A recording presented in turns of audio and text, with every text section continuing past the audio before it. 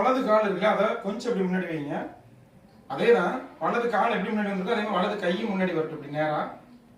இந்த கை எப்படி இந்த கால் பின்னாடி இருக்கோ அந்த மாதிரி இந்த கையை பின்னாடி கொண்டு போங்க. நம்ம எப்ப என்ன பண்ணுவோம், அதே மாதிரி கையை இப்படி வச்சுங்க. 1 2 கொஞ்சம் அப்படி லைட்டா உடம்பு உடச்சி கொடுங்க. 3 4 5. பேலன்ஸ் தவற மாதிரி இருந்தா கண்ணை மூட தேவையில்லை. 5 தடவை செஞ்சதுக்கு அப்புறம் இது கொஞ்சம் உங்களுக்கு சிரமமாக தான் நிச்சயமா இருக்கும். அதே மாதிரி கையில் இந்த மூட்டில் சத்தம் வரலாம், அதெல்லாம் ஆரம்பத்தில் அப்படிதான் இருக்கும். இதை நீங்கள் தொடர்ச்சியாக செய்யும் போது தான் வரும். இப்போ நான்லாம் பார்த்தீங்கன்னா ரொம்ப காலத்துக்கு அப்புறம் ஆரம்பிக்கிறேன். நல்லதை சொல்லி தரணும். இவ்வளோ பட்டதுக்கு அப்புறமும் மற்றவங்களுக்கு சொல்லினா ஒன்றுமே இல்லை, நம்மளும் செய்யணும். நல்லது.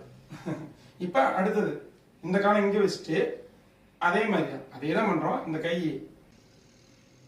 இதுதான் நம்மளுடைய பழைய பொசிஷன் இல்லையா. நம்ம என்ன பண்ணோம், கையை மேலே கொண்டு போனோம், இந்த கை அப்படியே கீழே வந்தது. இப்போ அதற்கு ஆப்போசிட் சைடு என்ன, இந்த கை கீழே போகணும், இந்த கை மேலே வரணும். அவ்வளோதான். 1 2 3 4 5.